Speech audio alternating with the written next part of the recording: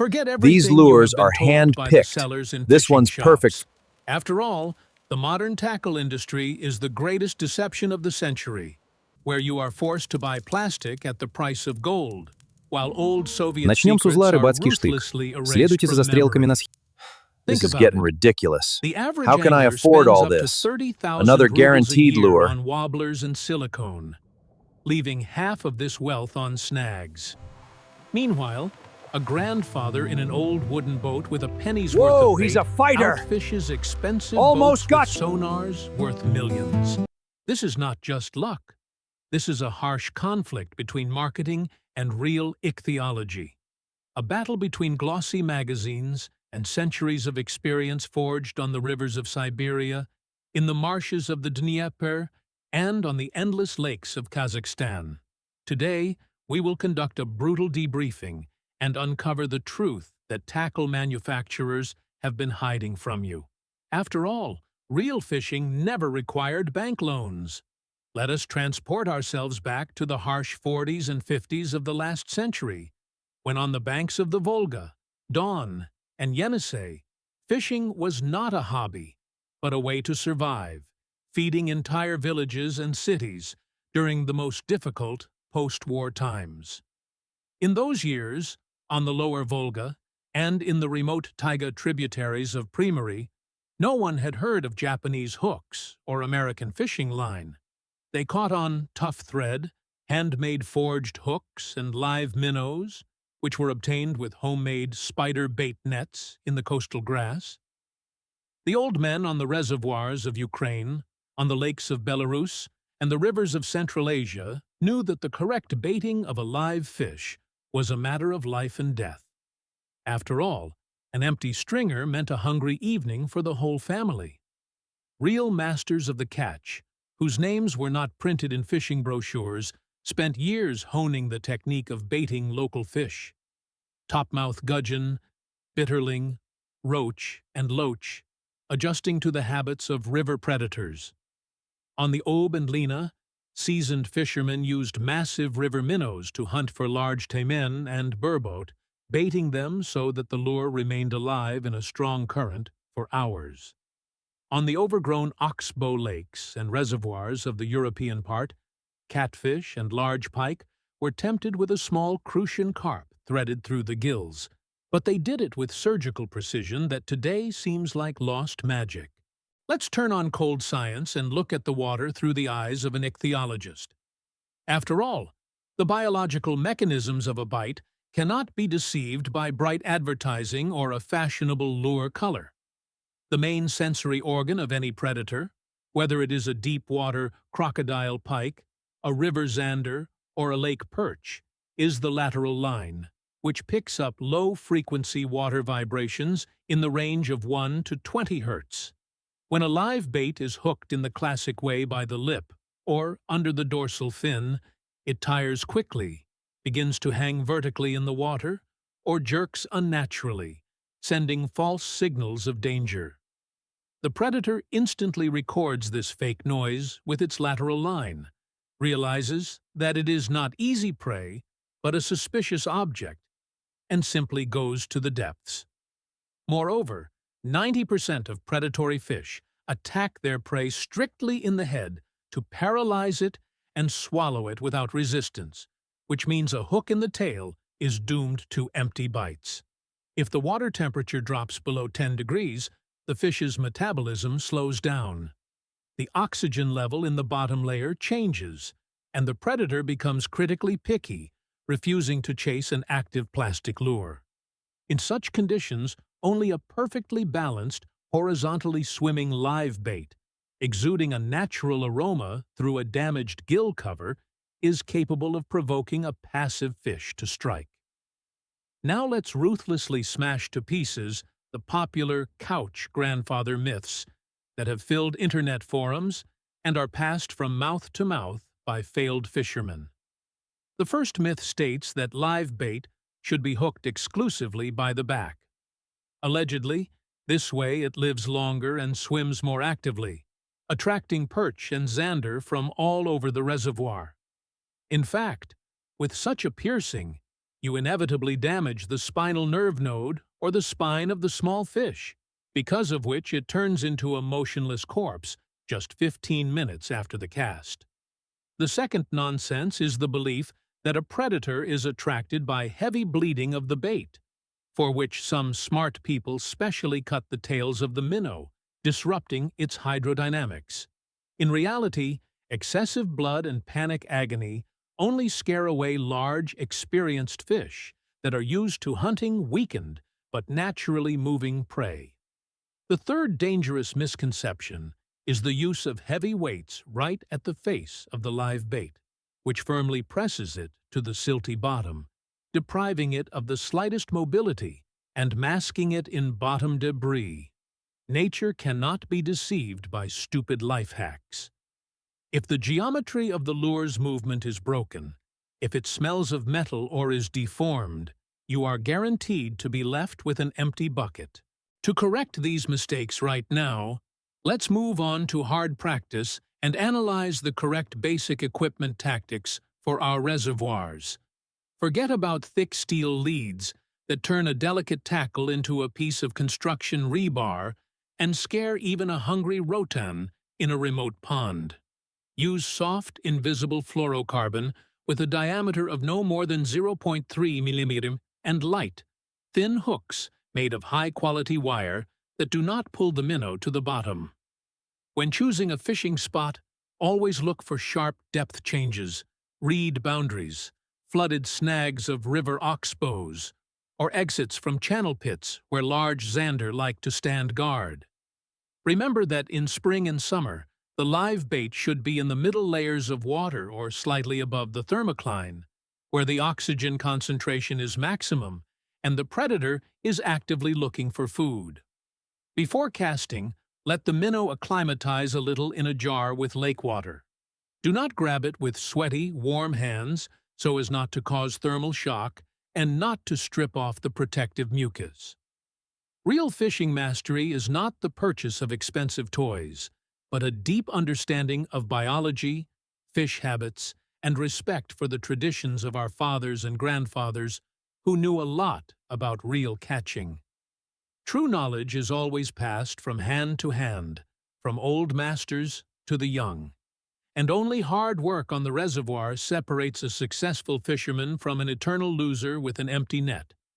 Our investigation is just beginning. Ahead of you is a detailed step-by-step breakdown of a unique method that will overturn your understanding of fishing with live bait.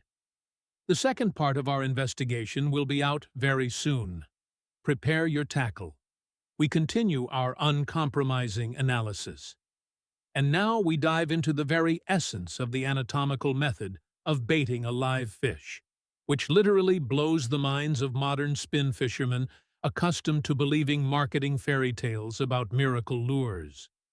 Let's admit the bitter truth. The fishing tackle industry is built on catching not the fish, but the fisherman himself, luring his last money for plastic wobbler suspenders with 47 shades of holographic coating. But not one most advanced wobbler for 3,000 rubles, created at a Japanese factory, is capable of reproducing the unique frequency of vibrations that an ordinary frightened topmouth gudgeon or roach produces, fighting for its life in a snag. The only problem is that most of us have forgotten how to correctly present this ideal natural bait, turning it with our own hands into a sluggish, lifeless piece of meat on a huge hook. The old men at the fishing bases of Samarskaya Luka, on the remote lakes of Polisi, and on the river floodplains of the Dnieper, kept a secret for decades that allowed them to return with heavy stringers in the most stagnant summer heat, when all other fishermen gave up. This method has nothing to do with mindless piercing of the back or lip. This is a delicate surgical operation, taking exactly 30 seconds at the fishing bucket, but increasing the number of successful bites exactly 5-fold. We will analyze in detail the historical roots of this technique, which go back to the 30s and 40s, when on Siberian rivers and reservoirs of the Urals, the correct presentation of bait determined whether there would be a hearty dinner on the table today. In those harsh times, commercial fishermen and ordinary village men could not afford the luxury of losing fish due to a poor hook set. Therefore, they thoroughly studied the anatomy of both the minnow itself and the river predators. They noticed that large bottom pike, cautious channel zander, and fickle large perch always pursue a school of small fish from behind. But at the very moment of attack, they make a sharp jerk and turn the victim head first so that its fins do not damage the esophagus. This is a fundamental law of nature, confirmed by dozens of ichthyological studies. 9 out of 10 attacks by a large freshwater predator are made exclusively at the head or the front of the minnow's body. Now look at the standard modern rig, where the hook sticks out of the bait's back in the area of the dorsal fin, or is hooked by the very tip of the tail for imaginary activity. When a passive zander or a large pike carefully squeezes its jaws on the head of your lure, they feel the metal, instantly recognize the trick, and spit out the bait even before your float goes underwater or the rod tip records a pull. You make a powerful, sweeping hook set.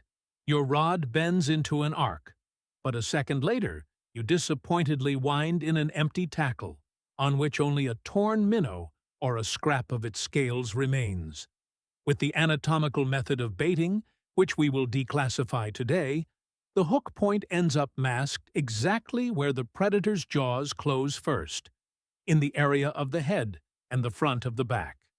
This raises the percentage of successful hook sets from a ridiculous 20% with classical methods to an incredible 75%, turning every timid pull into a guaranteed trophy on the shore. Let's turn to precise scientific data and the physiology of freshwater fish to finally close the question of why this method works flawlessly on any reservoir from Kaliningrad to Kamchatka. The lateral line of a fish consists of microscopic sensitive receptors, neuromasts, that react to the slightest changes in water pressure and hydrodynamic vortices created by swimming objects. A healthy minnow moves smoothly, creating rhythmic, low-frequency waves that signal to the predator that chasing this target is too energy-consuming. A wounded or correctly baited live fish, fixed in a horizontal position, makes chaotic, intermittent movements with a high frequency, which the predator picks up at a distance of up to 25 meters, even in absolutely muddy water or in night hunting conditions. If the live bait hangs on the hook vertically, head down or tail down, its hydrodynamic trace changes abruptly. It begins to resemble falling debris, which instantly switches the large fish into caution mode. Anatomical threading through the mouth and gill cover with fixation in the back allows the minnow to maintain an ideal horizontal balance. At the same time, it does not waste energy on flipping over and lives in the water for up to 4 to 5 hours, withstanding more than 30 powerful casts. In addition, when the hook exits through the gill cover, a microscopic release of natural attractant occurs, drops of blood and mucus from the capillaries, which creates a powerful scent trail in the water, hitting right into the olfactory bulbs of a predator swimming by. Now let's ruthlessly go through the most harmful myths spread by theoretical bloggers who have never caught fish outside of paid ponds. The first and stupidest myth is the use of huge, heavy treble hooks, with which they literally pierce the minnow through, hoping for a dead set. A heavy forged treble hook completely deprives a 3-inch roach or gudgeon of buoyancy, breaks its spine at the first impact with the water, and turns a live presentation into a pitiful sight that even an eternally hungry small pike will ignore. Real masters use exclusively thin, light single hooks made of thin, high-carbon wire, which do not weigh down the bait and allow it to make absolutely natural vibrations. The second myth is the mandatory use of metal leads half a meter long when fishing for any fish, including perch and zander. Coarse lead material not only breaks the action of the live bait, but also creates strong parasitic currents and glare in the water, which in the clear water of reservoirs scare large fish worse than the roar of a motorboat. The third deep misconception is that live bait must be obtained exclusively in the same reservoir where the fishing takes place. Otherwise, the predator will refuse to bite it because of a foreign smell. Practice shows that a hungry or irritated predator reacts primarily to the correct vibration frequency and availability of the prey.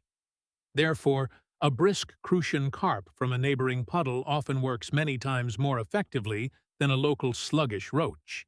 Let's move on to the practical guide for choosing and preparing the right tackle, which will cost you pennies but will work more effectively than any elite set. Your basic rig for the anatomical method should be as simple as possible.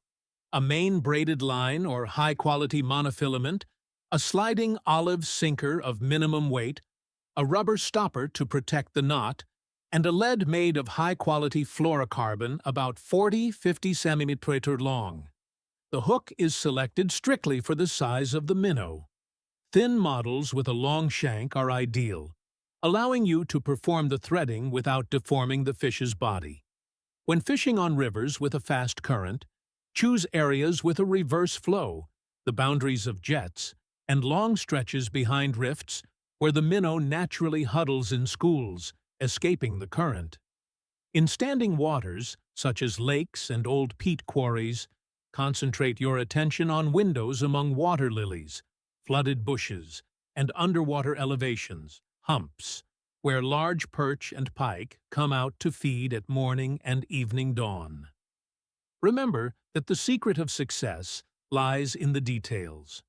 The correct choice of bait size for a specific predator, surgical precision of presentation, and absolute silence on the boat or shore.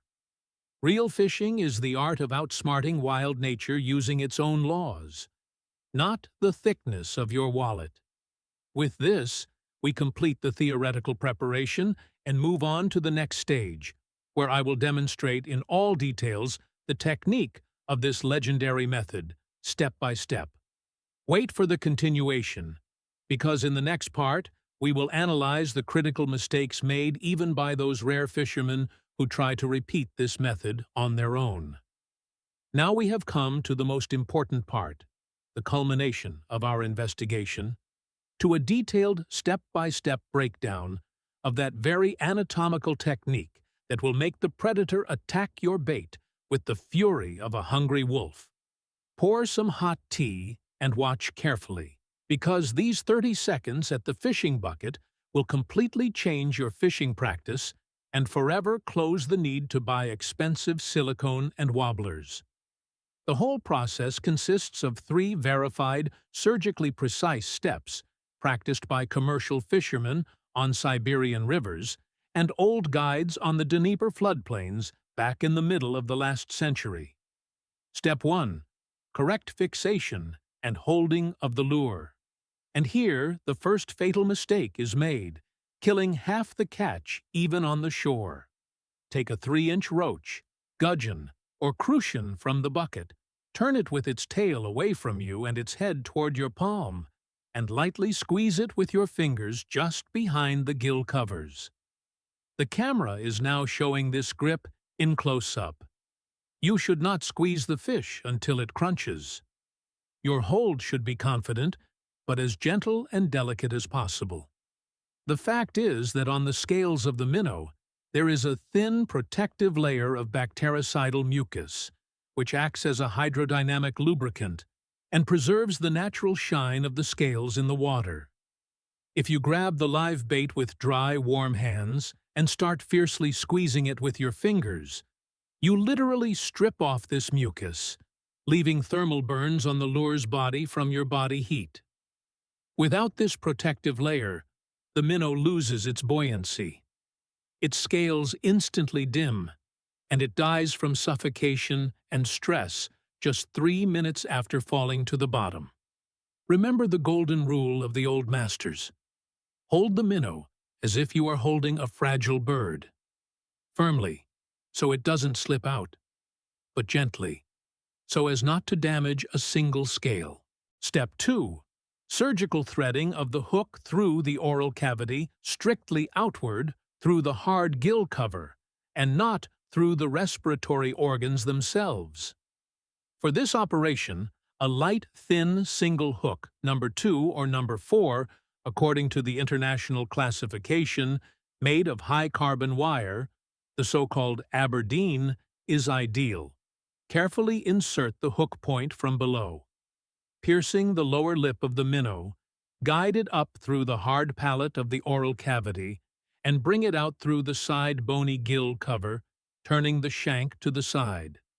The camera records this moment in all details.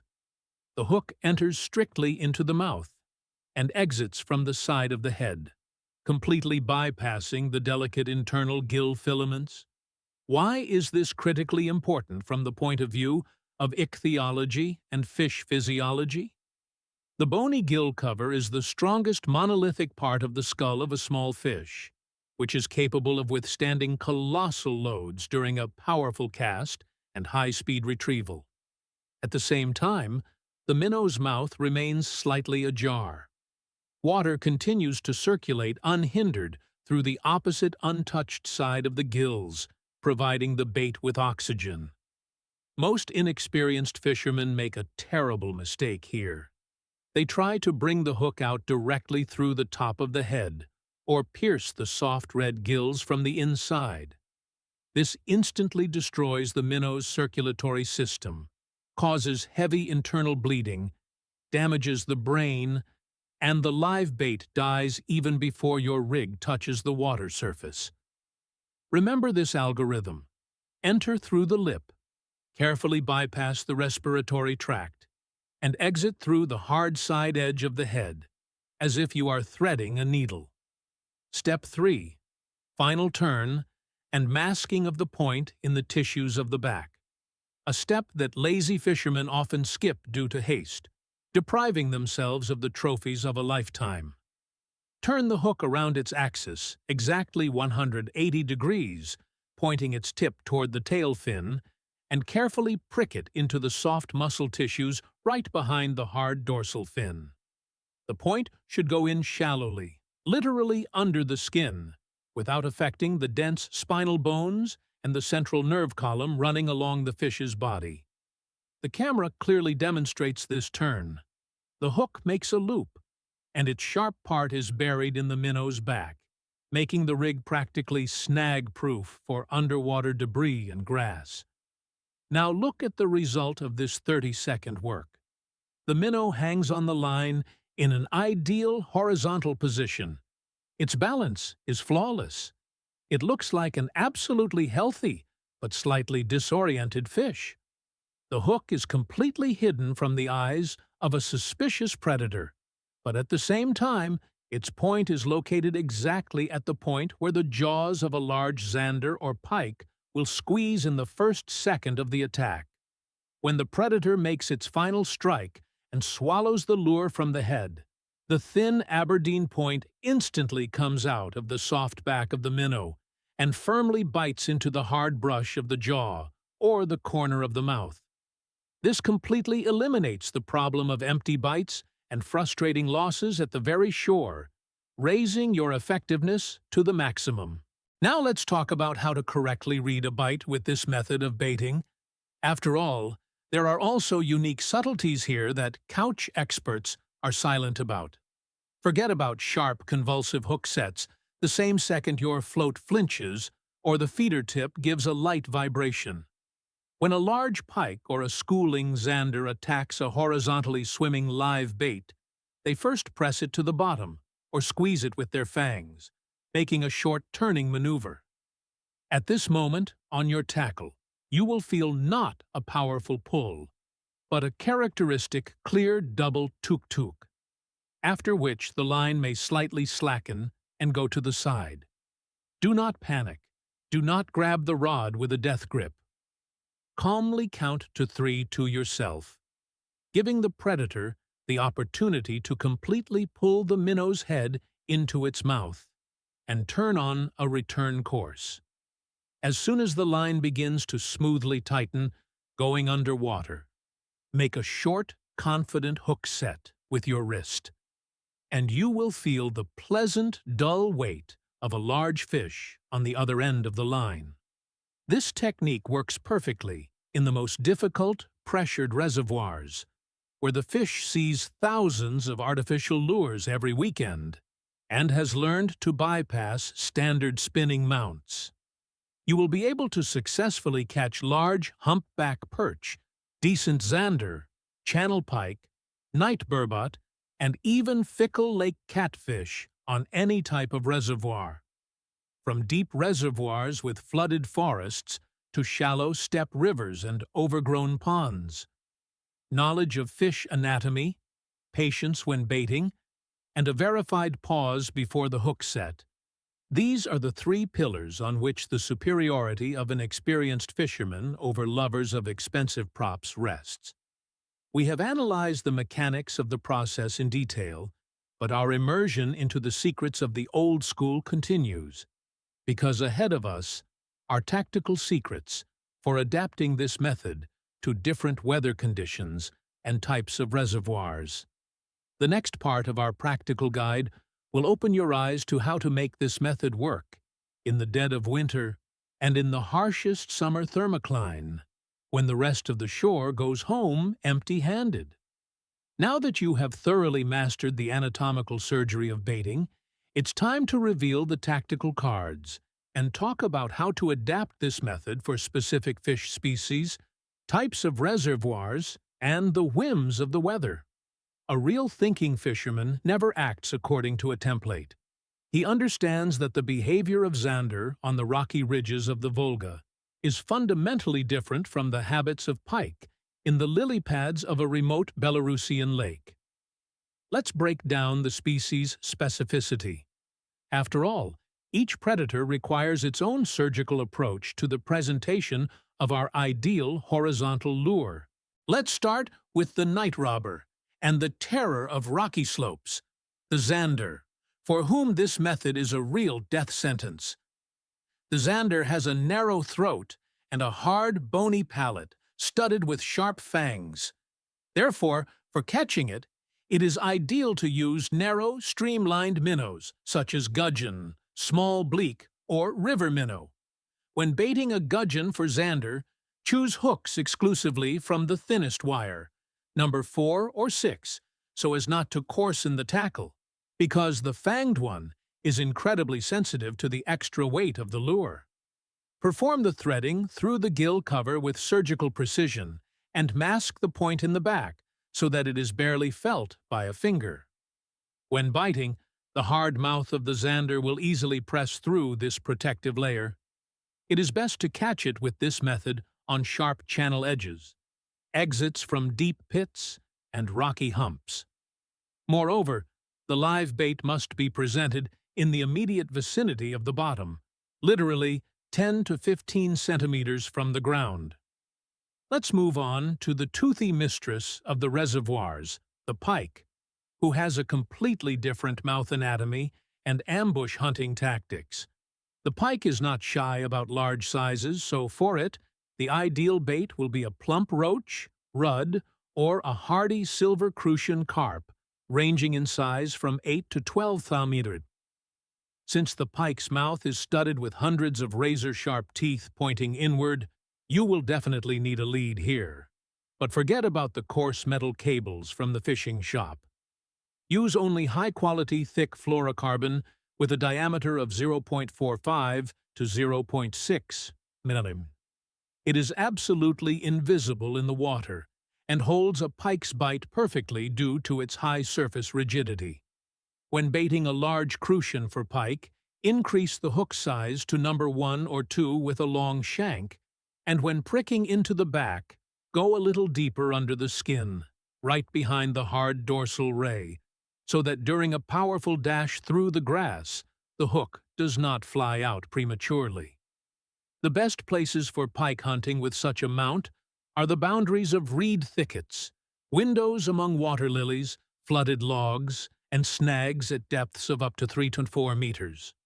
Now about the humpback perch, which in large reservoirs and rivers behaves like a real pack wolf, arranging fierce boils For a large perch, the best bait is a small sailor perch or bitterling about 5 cm long, hooked on a number 6 hook. Perch loves high-frequency vibrations, so after casting, make light, smooth movements with the rod, forcing the horizontally hanging live bait to make seductive circular movements in the water column.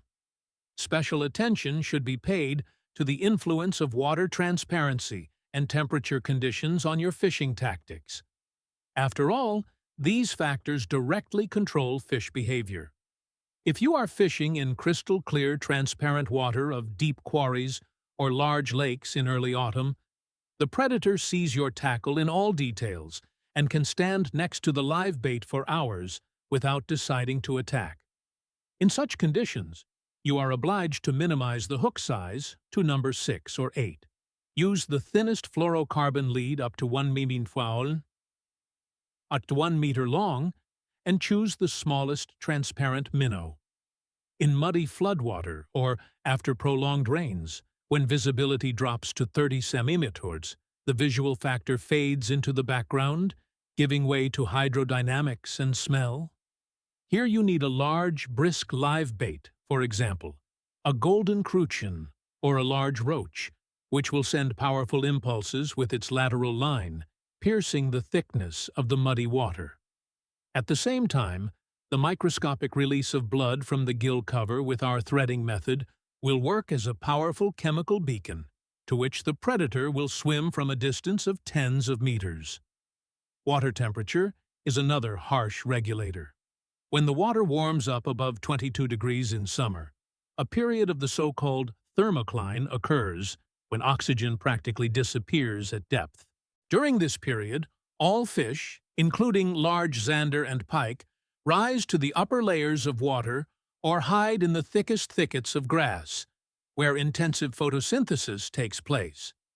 Our anatomical method allows presenting the live bait without a heavy sinker on a long lead, allowing it to smoothly and naturally sink through the water layers, lingering exactly in the working zone of the thermocline where the predator stands in a daze. Conversely, in the dead of winter, when the water temperature drops to 4 degrees, the fish's metabolism slows down to a minimum. The predator slides into the deepest wintering pits and refuses to make sharp movements. At this time, forget about active retrieval. Cast the tackle with an anatomically baited minnow directly onto the slope of the pit and fix the rod. The minnow will make barely noticeable lazy movements in the horizontal plane, ideally imitating a half-alive, falling-asleep fish, which is an easy and desirable prey for a passive winter predator. Let's touch on the topic of correct storage and transportation of live bait. After all, if your minnow arrives at the reservoir half-dead and sluggish, no most secret baiting method will save your fishing. Never transport minnows in an ordinary plastic bucket without a supply of fresh air. In a closed space, the water instantly heats up, the oxygen level drops, and the fish falls asleep from toxic poisoning by its own waste products. Use special thermal insulation containers made of foam or dense plastic, which maintain a stable water temperature even in the fiercest heat. Be sure to purchase a portable battery-powered compressor. This penny device, constantly pumping air bubbles into the container, will extend the life of your minnows for several days. If you take water for the container from the tap, be sure to let it settle for at least a day, so that the chlorine, which is destructive to fish gills, completely escapes. Better yet, draw water directly from the reservoir where the minnow was caught. During fishing, keep the container in deep shade, periodically throwing small pieces of ice from a thermos into it to keep the water cool. In cold water, the minnow's metabolism slows down, and it consumes many times less oxygen, remaining brisk and aggressive. All these subtleties and tactical nuances are not inventions from the internet. This is harsh fishing practice, tested by thousands of hours on the water in the harshest conditions of our latitudes. We have fully armed ourselves with tactical knowledge, analyzed the habits of predators, and the features of reservoirs. But ahead of us is the final chord of our investigation. In the final part of our video, we will summarize the hard results, analyze real examples from reservoirs, and formulate the main manifesto of the thinking fisherman, which will forever erase fishing marketing. We have come a long way from the historical archives of Soviet commercial fishing to the finest nuances of ichthyology. And now, it's time to bring all the markers into a single monolithic system that will forever close the question of empty trips to the reservoir for you. Let's take off the rose-colored glasses and summarize the hard economic result, which will make the fishing industry weep bitterly on the sidelines. Look at the dry numbers. A bucket of brisk roach or crucian at the local bird market, or from the old men on the highway, will cost you mere pennies, the price of 1 cup of coffee, which will be guaranteed enough for a full daylight day of active trophy hunting. Now open your fishing box and calculate the total cost of wobblers, branded silicone lures, foam fish, and crazy Japanese jigs that you bought under the influence of fashionable reviews on social networks. Thousands, tens of thousands of rubles, which lie as dead weight in boxes, or, even worse, have long been decorating snags at the bottom of your favorite river, turning into monuments to marketing madness. The most paradoxical thing in this whole story is that while you are burning your budget on artificial lures, trying to guess the right color, shape, size, and vibration frequency, the fish in the reservoir has not changed its tastes for centuries. Large channel zander on the Volga, fickle pike in the reeds of Belarusian lakes, and seasoned perch in the steppe reservoirs of Kazakhstan react exactly as they reacted under our grandfathers and great-grandfathers to the smell, natural movements, and vulnerability of a live food object.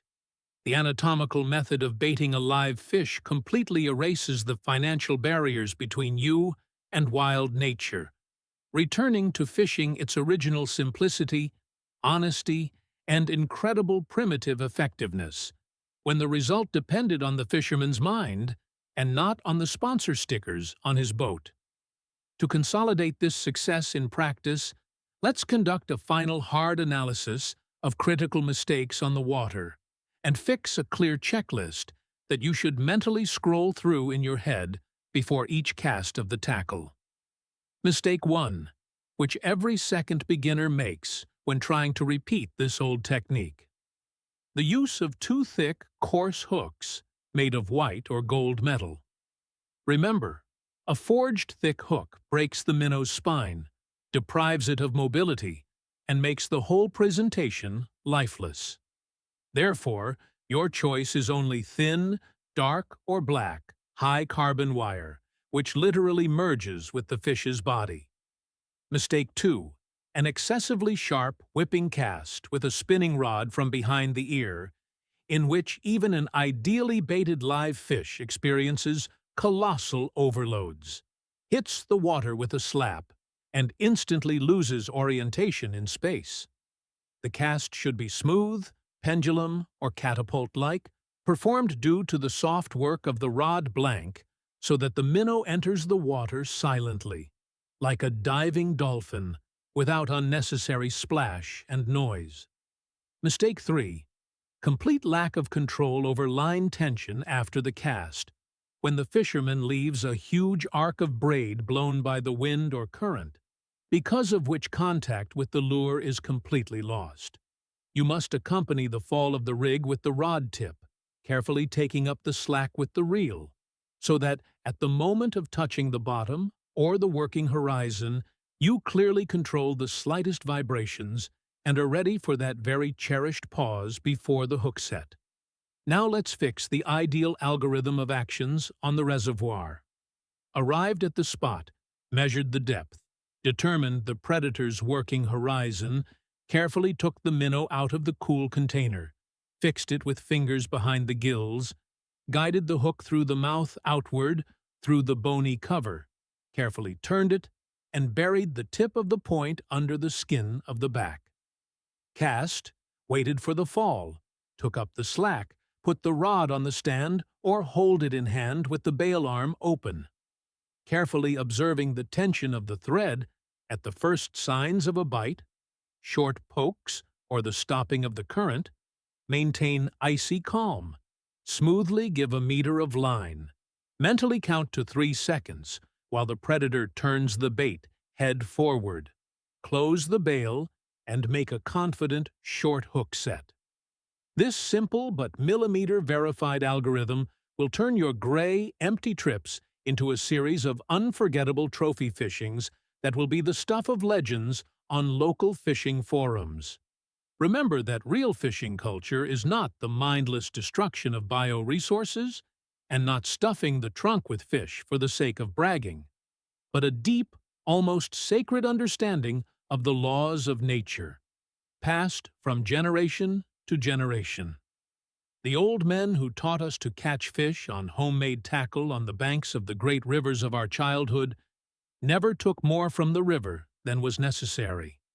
They took exactly as much as was needed to feed the family, and the rest of the fish was respectfully released back into its native element. Our channel is not just a collection of useful tips or entertainment videos. It is a true brotherhood of like-minded people, a manifesto against the commercialization of our favorite hobby, a territory where real experience accumulated over decades of hard work on the water is valued. We return to people the belief that mastery, ingenuity, observation, and knowledge of ichthyology will always defeat any most expensive devices, sonars with panoptics and mountains of Chinese plastic. Practice this method. Test it on your home reservoirs, share the results in the comments, and never let marketers decide for you what real fishing should look like. Write right now in the comments under this video what fish you dream of catching this spring. A seasoned channel zander, a trophy pike, or a kilo-plus humpback perch, and what minnow is the most common in your area. I carefully read absolutely every one of your reviews, because it is your opinion and your real experience that matters.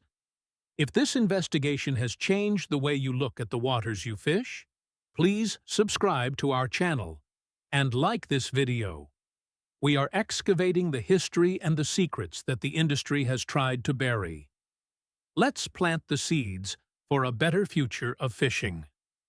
The next treasury of knowledge will be opened soon.